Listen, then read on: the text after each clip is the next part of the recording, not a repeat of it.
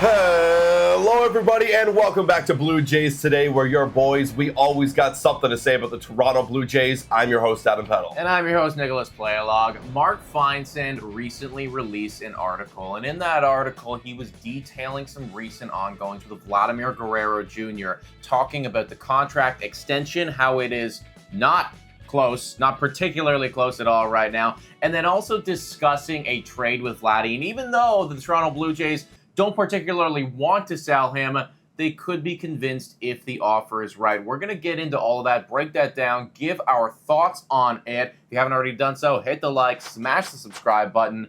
Let's dive right into this article, man. I want to start with the extension conversation first. We're going to talk about the trade and, what a trade, if the Jays, of course, right, because there's still a big if, right? But if they did want to do that, what would it look like? What would it take to get Vladimir Guerrero Jr. off this roster? But the extension conversation right now, Vladimir Guerrero Jr. been on this team now for 5 years, I think it was 5-6 years. It's been a while, right? Feels like a long time. It's been a while, and at this point, especially in this season, it feels like you are starting to really learn who he is as a player, who he is as a guy moving forward.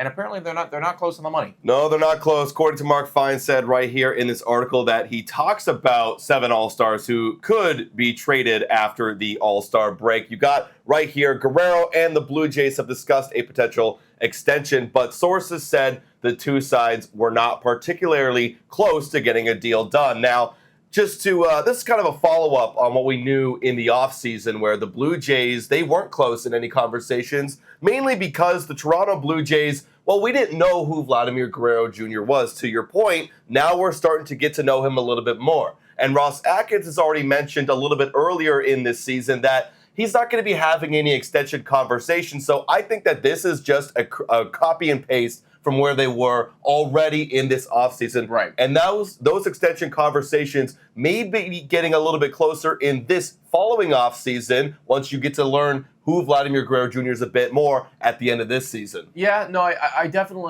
certainly hear where you're coming from there, and I get how previously, right, in this previous offseason, well, I don't know. Is it going to be Bo? Is it going to be Vlad? Right. What is the direction of this squad? And we are still trying to figure out what the direction of this team is going to be. This trade deadline is going to be a big deciding factor right here. But I think one thing that you can't have happen if you're Ross Atkins or whoever is going to be running this squad is to do what we're seeing is happening right now with Danny Jansen, where, you're waiting. You know that this is a valuable asset to your team, but you're not valuing him to the point that he thinks he should be valued to. And now you're in a position with Danny Jansen where, oh shit, we're a couple months away from the trade deadline. Right. We're not a competitive ball team. We're probably going to have to sell you. I don't want to be there with Guerrero next year. Yeah, and it's tough. Danny Jansen's a kind of different conversation, not to derail the whole Vladimir Guerrero Jr. talks, but I mean, Danny Jansen as well, we felt like we knew who Danny Jansen was, and we were willing, like me and Nick here, willing to say, hey, if we were GMs, we'd be extending him this past offseason, right? Even though knowing the risk that, hey, Danny Jansen isn't particularly healthy most seasons, but we know we're going to get a great catcher who runs the staff well. But the Blue Jays, I guess, on the other side of things, weren't so sure and wanted to see what would happen this season. But time is a little bit too, time is running out. Yeah, exactly. And now that we are learning exactly this is who Vladimir Guerrero Jr. is. I mean, he's been to the All-Star game now four times years in a row. 4 times. That is obviously very notable. I know that he's not the game-breaking talent that he was in 2021, but he's still putting up very solid numbers.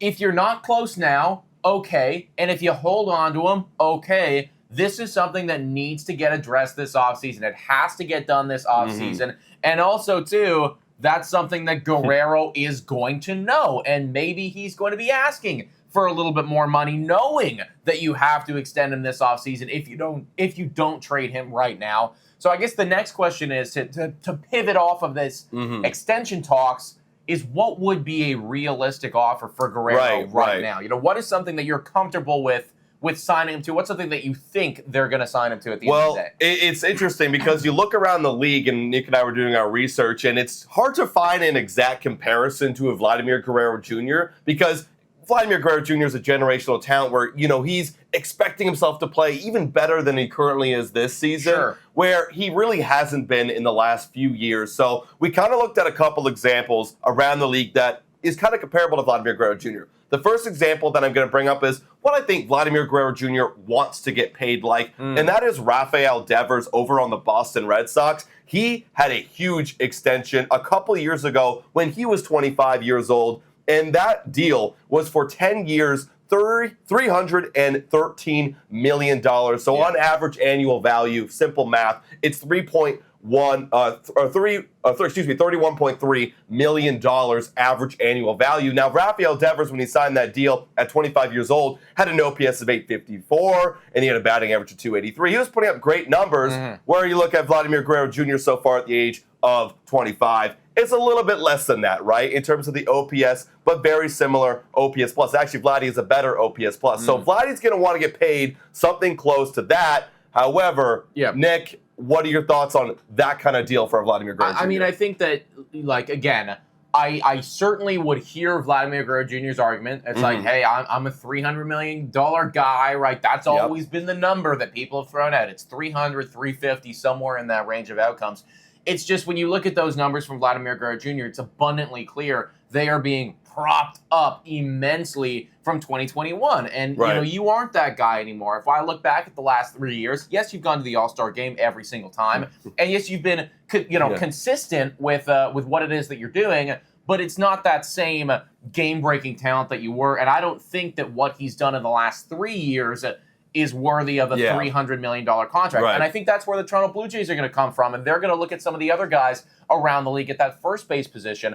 There's a great article from Blue Jays Nation where they were looking at Jake Cronenworth, Matt Olson, Freddie Freeman, Paul Goldschmidt. Now, a lot of these guys are much older than Vladimir Guerrero Jr., and I don't think that this is an apples-to-apples comparison. The closest one here for me is Matt Olson. Matt Olson had a great career previously before getting that extension. He was 28 when he did it, which would be 1 year older than what Guerrero is going to be walking into 2026 when that extension will kick in. And he got paid $168 million for 8 years. So for me, and I know that there's so many extenuating other conversations here, so many other variables, but for me, if you're going to extend Guerrero, it is somewhere between a Matt Olson deal and a Rafael Devers deal. And if you literally look at the exact middle guys, again, doing the math before this podcast, so 8 years to 10 years, it'd be a 9-year deal. And you got $168 million to $313 million. Actually, it would be a $234 million deal. So if they're going literally just right in the middle of those two guys, now this is obviously a very loose comparison. But a 9-year, $234 million, does that persuade you to do you feel comfortable with that, is what I'm trying to say? Here's the thing. I would feel comfortable with that as a Toronto Blue Jays fan. I would also feel comfortable with that if I'm Ross Atkins and Rogers Communication Company, especially if we are going to be selling off all of our pieces. You still need to hold on to somebody now. You need a window of some sort, right? Is Guerrero going to be comfortable with that? We're not sure. We don't know what he's asking for right now. But at the very minimum, if you don't trade him away this trade deadline, you need to know for sure, I'm okay with going to that 230, 240, 250 mark. On the flip side of things, if you're Ross Atkins and you're Rogers and you are not okay with getting to that number, right? You're looking at the bank statements right now and you're going, holy fucking shit, that is going to be a lot of money for a guy who has an 815 OPS. That's when you start thinking more and more about that potential trade this trade deadline. And apparently they are thinking about it a little bit, but it would take one hell of a haul. Before moving on to the trades, I did want to throw out here, hey, Guerrero, he says he wants to play in Toronto. We knew this for a while, even throughout this part too, where he mentioned that, hey, you know what, my family loves Toronto. My kids love Toronto. At the end of the day, it's just business. So, look, it's definitely just business, but maybe there's a bit of persuasion of Vladdy where it's like, you know what, that number right in the middle, let's just take it because I actually want to be a Blue Jay for life. And, hey, think of it this way too. You got George Springer, $25 million per year. If you were to pay Vladimir Guerrero Jr. $26 million per year, for a low 800 guy and a young guy as well, I think I'd take it. If you can sell him on that, then yeah, absolutely. It's a great deal. I think you knocked that one out of the park. If you can't, though, and they are not close, right? They probably had these conversations. Everything that we're talking about, they are not close right now. And that's when you start thinking about that trade that I brought up and that Mark Fiensand brought up, saying that Jays don't want to trade him. They're not planning on trading him, but if they did get an overwhelming offer, they would be okay with it. Right. That's what. Let me pull it up right here so everyone can see. That's exactly what he's talking about right here in this article. Like, yeah, I mean, it does make sense. An overwhelming offer would get it done, and anybody who's smart knows that. Look, if you have a great offer on your table that could turn your franchise around immediately, you take that. That's the thing, and it's got to be one of those, complete overhaul, rebuild, right? Like I think back to the Juan Soto deal. Juan Soto deal, right. Over to the San Diego Padres when he went there from the Washington Nationals. And now you're looking at the Washington Nationals and you're going, oh shit, like, there's all of these budding talents that came out of quote unquote nowhere, but they didn't, because they came from Juan Soto, trading him away, right? That's the type of deal that I think you'd need from a Toronto Blue Jays standpoint if you were willing to move on from Guerrero. Now, does Guerrero warrant, I think we can easily answer this. He doesn't warrant actually a Juan Soto type of deal, but is that what it would, obviously that's just what it would take, but any less than that? Would you accept anything less than a Juan Soto type of deal? I mean, it's so tough to know because you're talking how much less, right? Yeah, how much less? And again, like I'm not a pro scout, right? I don't know exactly what these guys throw or how they hit, how they approach, right? Maybe there's some guys that we have in our system, Toronto Blue Jays system. They're like, hey, this guy, we'd be willing to take him, even though some other guys aren't as high on him. That being said, very tough to speculate. There was an article that was coming out and discussing a Houston Astros and Toronto Blue Jays trade. This one, there's so many fan-related articles. There was one from the Seattle Mariners. It was ridiculous. Oh, it was ridiculous. Like 5th and 7th ranked prospect. A couple other ones. No. This is in the realm of possibility. I still don't know if it's enough, but it is in the realm of possibility. Houston Astros, in this proposed deal, would be sending over their 2nd, 3rd, 7th, and 12th ranked prospects. So an absolute overhaul of your farm system. You are fully restocked now if you're the Toronto Blue Jays. You got guys on the pitching side of things. You got an infielder, you got an outfielder. So across the board, like, you're basically building an entire new baseball team with this deal. What are your thoughts on something like this?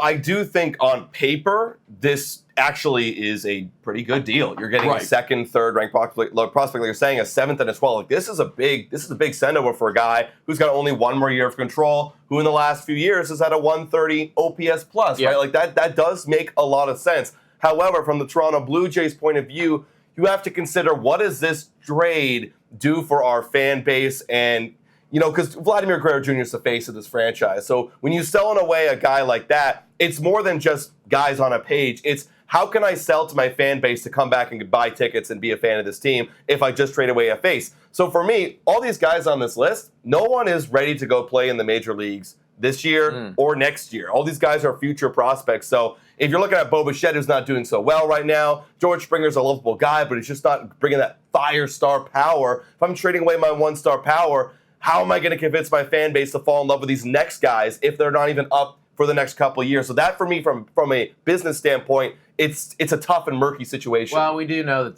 they certainly prioritize, money and all of that shit, right? The business side of things.